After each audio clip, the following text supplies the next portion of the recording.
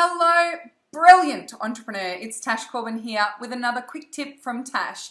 And today I'm going to answer a very common question, which is, how do I find the right Facebook groups for me? Now, you'll know that I love Facebook groups as a startup strategy to create reach, momentum, growth, and get sales in your business. But it can be difficult sometimes to find a Facebook group that has enough engagement, enough audience for you, and is actually aligned to your business. So I thought I'd give you a few things to look out for when you're looking for Facebook groups to join, and my strategies on testing and working out whether a Facebook group is going to be worth my energy and attention and putting the effort into trying to create some leadership within that space. So number one, I always check out the person who's actually facilitating that space. Now, if they aren't aligned to a feminine model of business, i.e. a shared leadership model of their Facebook group, i.e. they don't see that there's a sense of competition, they are into collaboration more than they're into competition, then chances are their Facebook group is not going to be a supportive, collaborative space for you to grow your business. So you can kind of pop that one off to the side. It's not necessarily going to be a great opportunity for you to grow your business. Now, if you aren't sure whether that's what that person does or not, then jump into the group and just check it out. Are there other people who offer the same service as that person who are allowed to shine within that community? Does the Facebook group allow for you to talk about your business and gain peer support and promote your services freely?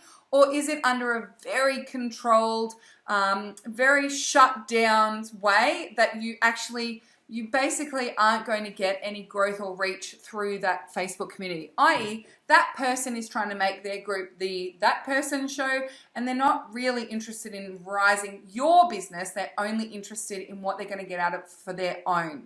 So, really get to know the person who facilitates that group and their style and the way that they run their business and the way that they run that community.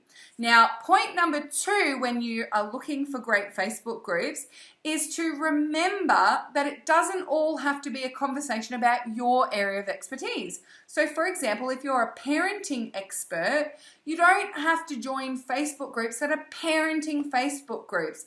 In fact, they're probably not a space where you're going to be able to grow your business consistently. Number one, usually they're run by a parenting expert who doesn't want other parenting experts chiming in. Number two, everybody's talking about parenting there, so you're just going to be a bunch of white noise. And number three, it's not niched on your target market or niche, it's niched on your service offering. And a niche is a person or a group of people, it's not a product or service. So instead, have a think about the person that you most want to work with. Now, if you're a parenting expert and you most want to work with heart-centered entrepreneurs, then join a group for heart-centered, soul-driven entrepreneurs, i.e. the Heart-Centered, Soul-Driven Entrepreneurs Facebook community. Now, the conversation there isn't about parenting per se, but about 50 to 60% of the women who are in that community are parents, and they are also open to having a conversation about parenting. So if you're presenting genius tips about parenting and you're asking questions about parenting and your offers are about parenting, just because that's not what the group is focused on doesn't mean that you're not going to get any traction. In fact, there's less competition there, there's more connection there, and we're more likely to buy your services. So don't feel like you need to really blink yourself into only groups that are focused on your topic area, because that's actually probably putting you into a space that's not going to be effective for you. So think about the person beyond your topic. Think about who they are as a person. Do they work for themselves? Do they work for someone else? Are they a dog lover? Are they into model planes? There's so many other Facebook communities available to you.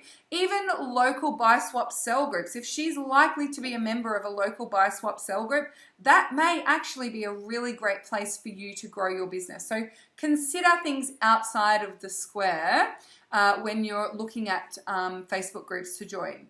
And then my third and final tip in this very quick tip with Tash is to, when you first join a Facebook community, go and look at the top 20 posts, like the most recent 20 posts that are there in the news feed. Are there comments on those posts, or is it just all posts with no comments on them? Have people reacted and commented and liked the posts? Are the posts from a range of people, or are they all from just one or two or three people?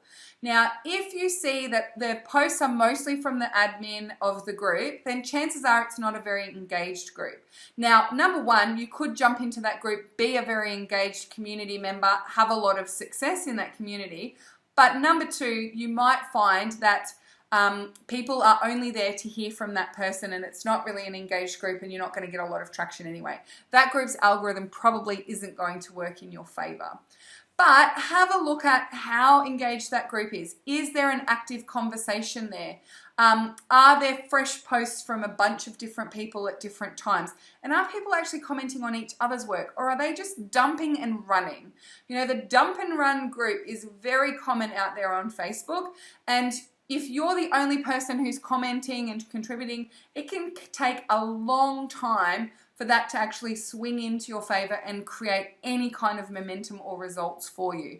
Now, I would recommend, if you do find that the group is a little bit low in engagement, that your number one task is not to go and post your own stuff in that group, is to go and comment on the posts of others first and foremost. So when you first join that community, if you see, oh, there's not a lot of engagement happening here, go and comment on a bunch of the posts that people have put up, ask questions, get engaged, support people, and see, do people actually pay attention to the comments they're getting within the group?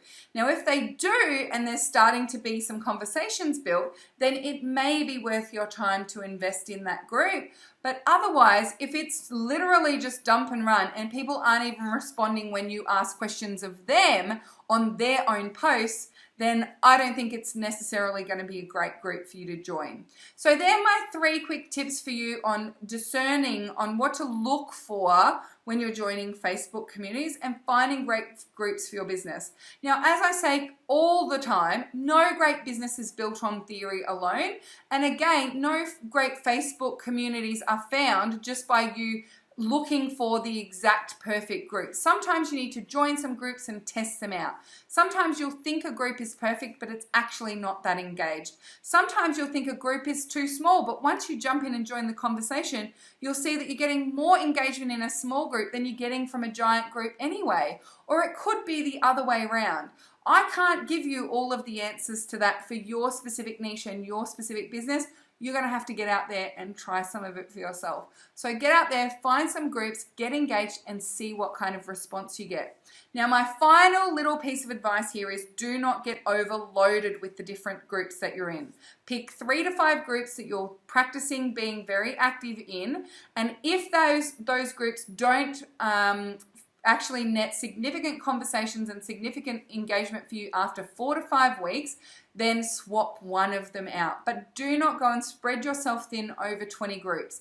Chances are you'll be sharing the same content over and over again on Facebook, therefore your algorithm will be penalized anyway, and you would have been better off just doing less work and being more active in a smaller number of groups. So they are my tips for you. I hope that you found them helpful. If you have any questions or ahas as a result of this quick tip, then pop them in the comments below and I will be happy to continue the conversation with you. Until next time, I cannot wait to see you shine. Big love from me and bye for now.